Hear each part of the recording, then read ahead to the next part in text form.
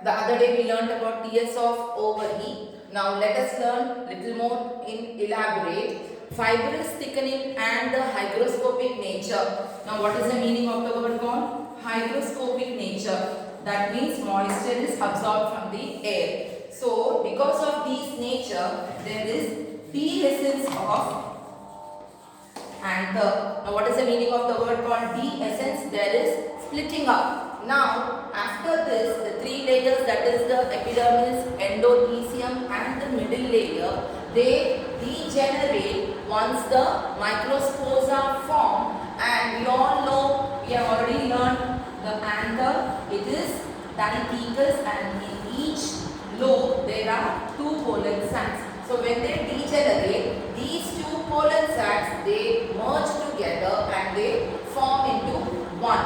So once the microspores are formed, now what is the meaning of the word called microspore mother cells? So what happens is, what is the meaning of the word called microsporogenesis?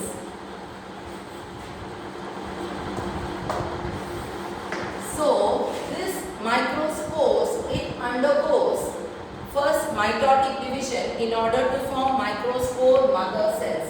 Now this microspore mother cells, it undergoes meiosis in order to form 4 haploid microspores, and they are in the form of tetrad. So 1, 2, 3, another one is at the back side.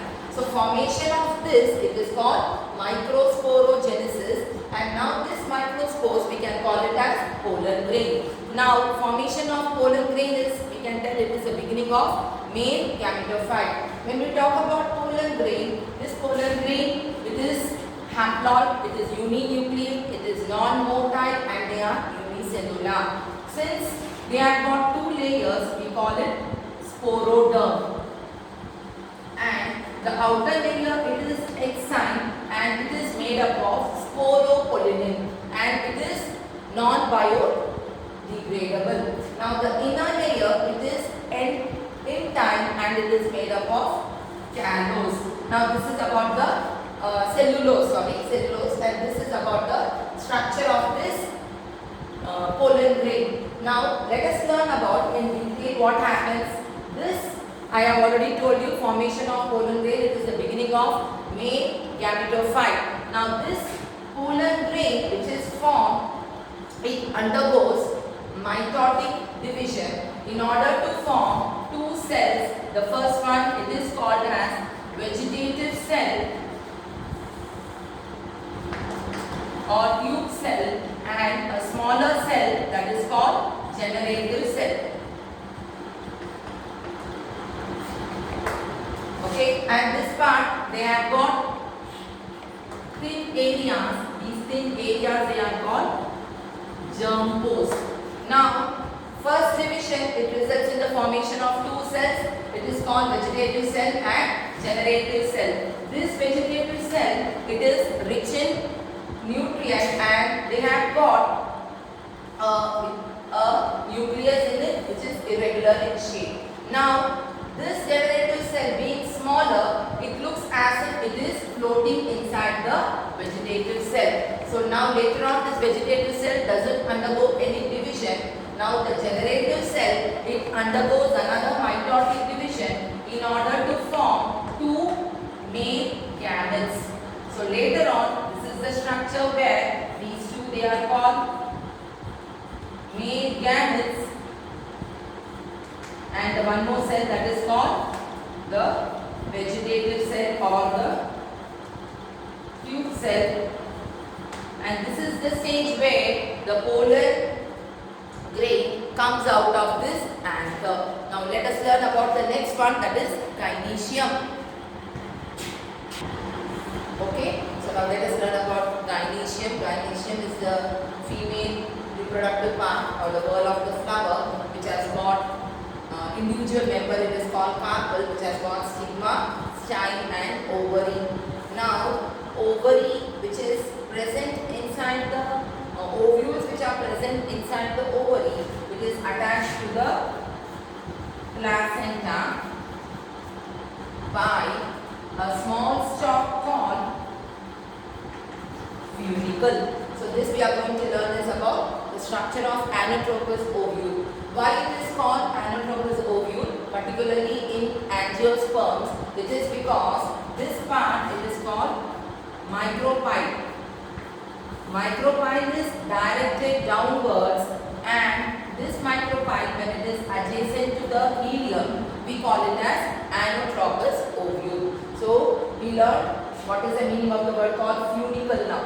Now this attachment of the funicle to the downward part of the base of the ovule, that is called ileum. Now I told you what is the meaning of the word called, why it is called anatropous ovule. Normally in angiosperms we have anatropous ovule because the micropyle is directed downwards and it is adjacent to the ileum. Now inside you can see center, it is filled with parenchyma cells, and this part it is called nucellus. Okay, so it has got two covering. The two coverings are called outer and inner integument. These two later on develop into seal coat.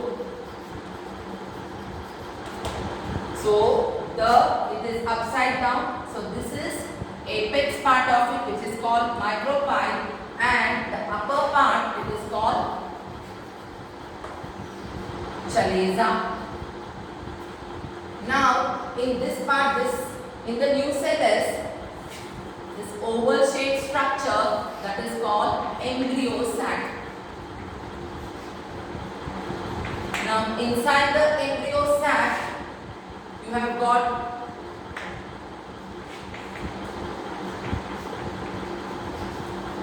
antipodals, and the last two, they are called synergids, and the center one it is called egg apparatus. Now these synergids, they are filiform in structure. Now what is the meaning of the word called filiform? They are hair-like.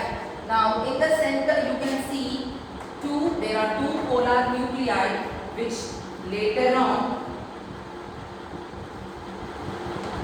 will be changing into secondary nucleus.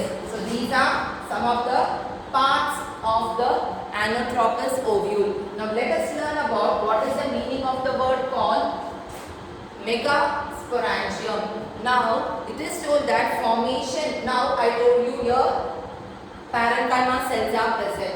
Now what happens, these cells, one of the cells which is towards the micropyle, earlier it will be like this, later on it gets changed. So one of the cells of this nucellus, it will be changing into microspore mother cells. So this is microspore mother cell. Now what happens is, this microspore mother cell, it undergoes meiosis to form 4 haploid cells. So the upper part it is called chalaza and the lower part it is called micropyle. Now it is told that formation of haploid megaspore from diploid, this is microspore mother cell. So it is called megasporogenesis. Now 4 cells are formed, out of which these 3 degenerate. Only these cells, only one cell will be present.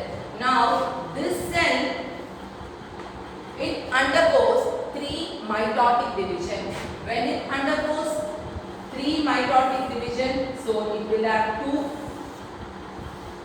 will become 4 and 4 will become 8.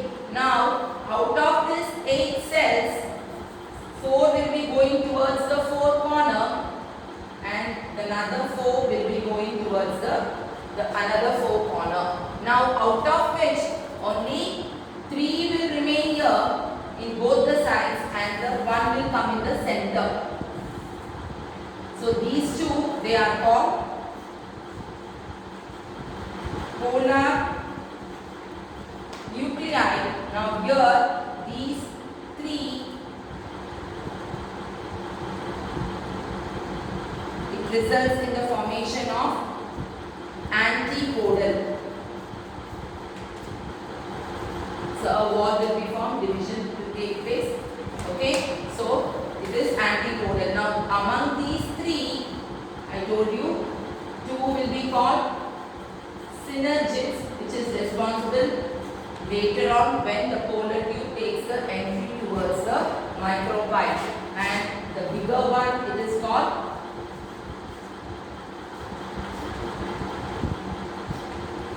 egg apparatus.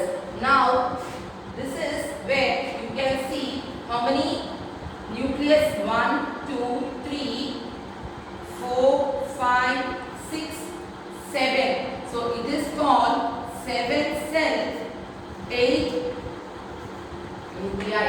How it is called 8 nuclei? So 1, 2, 3, 4, 5, 6, 7, 8. So 7 cell, 8 nuclei it is called. Not only that, it is monosporic. Why it is called monosporic? One embryo sac which is formed from a single megaspore. That is why it is called monosporic. So I hope you have understood. One more thing I wanted to tell you. When I told ovules are present inside the ovary. When you see, I have told you about carpel. When these carpels are fused together or when they are free. So when they are free, we use the term, it is called apocarpus. And when they are fused, we call it syncarpus. And ovules are present inside the ovary. When there is one ovule, we call it uniovulate. And when it is in the case of wheat and paddy. And when it is when more ovules are present, it is called multi-ovulate, and it is in the case of tomato. So I hope you understood how this anotropous ovule is described.